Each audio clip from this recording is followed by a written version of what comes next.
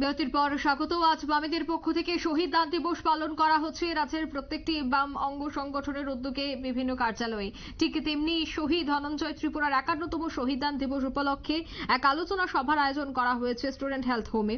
উপস্থিত ছিলেন প্রাক্তন মুখ্যমন্ত্রী মানিক সরকার, প্রাক্তন সিএম ও রাধাচরণ দেববর্মা, প্রাক্তন এমএলএ প্রণব দেববর্মা সহ অন্যান্যরা। শহীদ ধনঞ্জয় ত্রিপুরা কোন কোন বিষয় তিনি আন্দোলন করেছেন এবং কতটা অবদান রয়েছে এই দলীয় ক্ষেত্রে, সেই বিষয়গুলি নিয়েই কিন্তু আলোচনা করেন প্রাক্তন মুখ্যমন্ত্রী মানিক সরকার। তিনি কি বলছেন বক্তব্য রাখতে গিয়ে শোনাচ্ছি। ত্রিপুরার সর্বশেষ রাজা বিক্রম কিশোর মানিক বাহাদুর, ইতিহাস বলতে দেখা যায় 184 জন নাকি রাজা ছিলেন, সবাই উপজাতীয়। আমি শেষের কথা বলছি, তারা তো অন্য কিছু দাবি করেন। রাজন্য শাসনের অবসান চাই, বিক্রম কিশোর মানিক বাহাদুরকে রাজা থাকতে আমরা দিতে চাই না, আমাদের মধ্যে কেউ রাজা হতে চাই, এরকম দাবি কিন্তু করেন।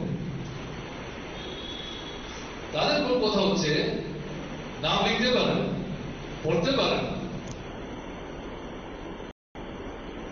এই জায়গাটার মধ্যে সরকারের যে ভূমিকা গ্রহণ করা দরকার ছিল, রাজন্য শাসক, তারা সেই ভূমিকা নেয়নি। আমরা তাই বেসরকারি উদ্যোগে স্কুল করবো, আমাদের ছেলে মেয়েদের মধ্যে যারা একটু লেখাপড়া জানে তারা সেগুলো চালাবে। আমাদের পরিবারের এই যে ছেলেরা মেয়েরা, তাদের মধ্যে শিক্ষার আলো আমরা পৌঁছে দেব। বিক্রম কিশোর মানিক বাহাদুর এটাকে স্বাভাবিকভাবে গ্রহণ করে, ভীত সন্ত্রস্ত হয়ে পড়ে। কেন?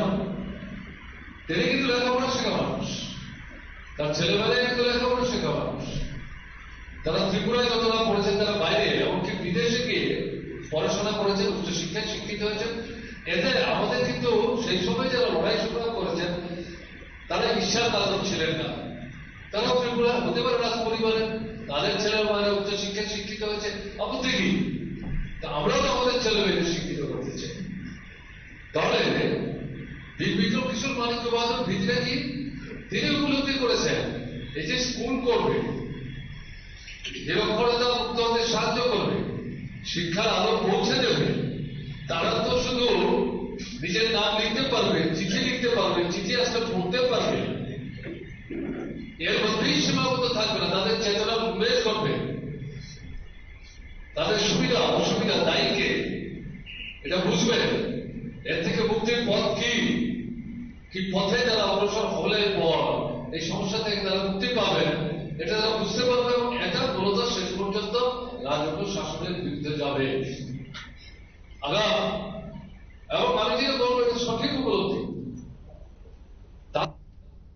আপনারা শুনলেন প্রাক্তন মুখ্যমন্ত্রীর বক্তব্য। তিনি কিন্তু বিভিন্ন বিষয় নিয়ে কথা বলেছেন। তিনি এই আলোচনা সভায় বর্তমান রাজ্যের পরিস্থিতি নিয়েও আলোচনা করেছেন। স্টুডেন্ট হেলথ হোমে এই আলোচনা সভার আজ আয়োজন করা হয়েছিল।